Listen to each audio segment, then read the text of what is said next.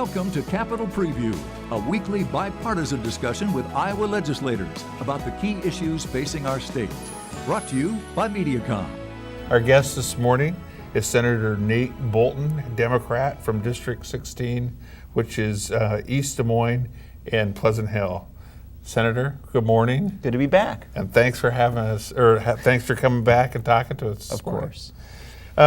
Your first question is one that I'm curious about, and it's very interesting. So I'd like to have you explain what the judicial nominating system in Iowa and how will this they're proposing to change it now, and how would the current proposal change the judicial selection? Right. One of the things we're very proud of in Iowa is keeping fair, impartial, independent courts. And we have a system that's been in place for 40 years that has tried to insulate one branch of government from the more direct electoral politics.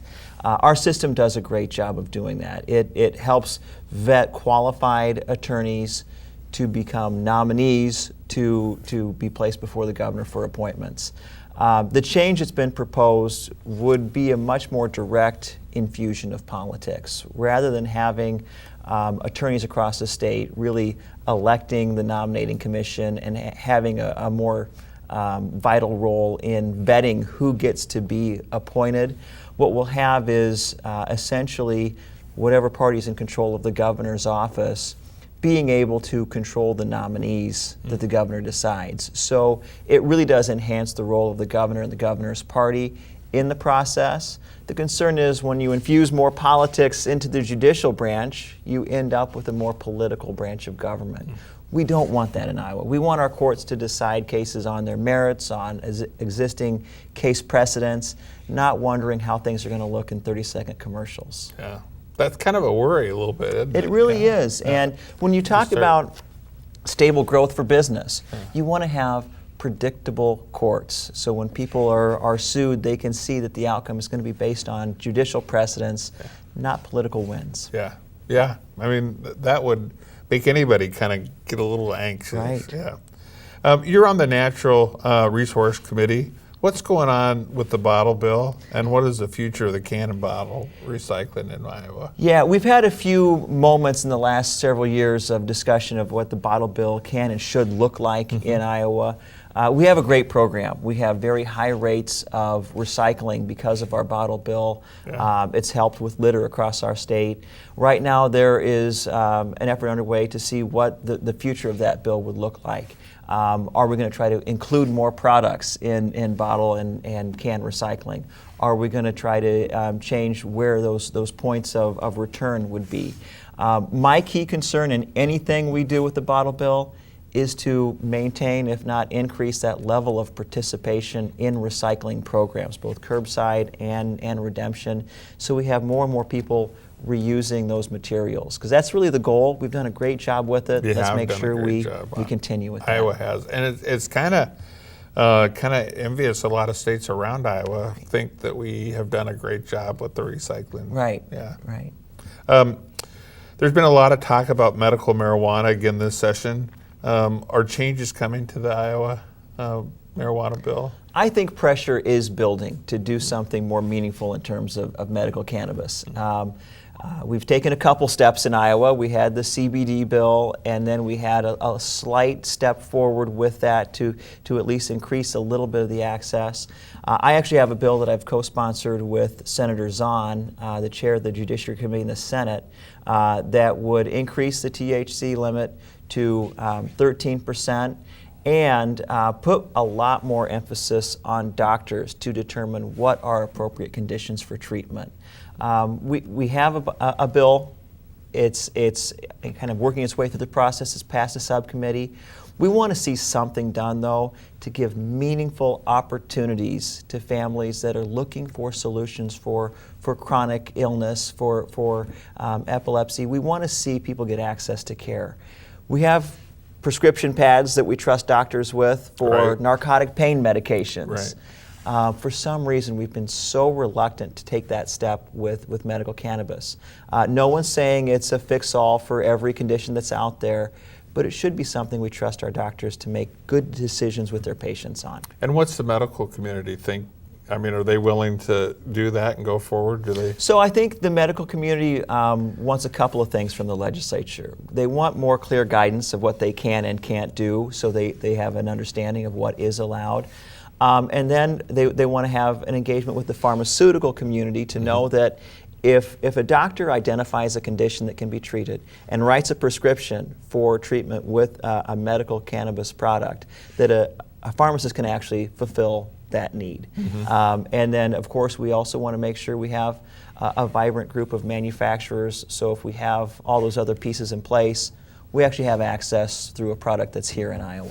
It seems like it's getting better, though, making steps forward, right? It is, and across the nation, I think a lot of states are taking more and more steps and seeing that it is viable, it is something that hasn't had the negative consequences that everyone has been afraid of. So I think we can step in and do our part here in Iowa for all those patients that are looking for this solution. Yeah, and I think you guys did a good job. I mean, you got the foundation solid, you took it slow and built it right. Yeah, Iowa's walking before we run. Right. I would say we were crawling, and then we crawled a little better, so we've taken some really, really small Right. steps. Yeah. But I think we're in a position to be successful here. Back to your work on the Senate Natural Resource Committee. The legislature just passed a bill called Logan's Law, dealing with Oregon donation and hunting and fishing license. Yeah. What's the story behind Logan's Law? That's kind of intriguing. Yeah, it's there are some really good feel-good things we get to do in the legislature from time to time. Yeah. Logan's Law is about Logan Luft. He was a young man from North Iowa who lost his life in an accident doing some outdoor recreation on an ATV. Oh, okay. And his parents, before that accident, had a discussion with Logan about organ donation. And they knew when he had that accident, his decision was made, and they were able to see that his organs were able to live on in other individuals and take that very, very dark tragedy in their lives and put a little bit of a bright spot into it. And so they came to the legislature, thanks to Senator Waylon Brown and Representative Todd Pritchard, with an idea saying, rather than just Iowa driver's licenses, why don't we have another point of contact for individuals to say whether they want to be an organ donor or not? Especially as you look at driver's licenses that can have very long expiration periods, we're not having that point of contact in that moment to make a decision. And then younger people are getting fishing licenses and hunting licenses than being drivers in Iowa.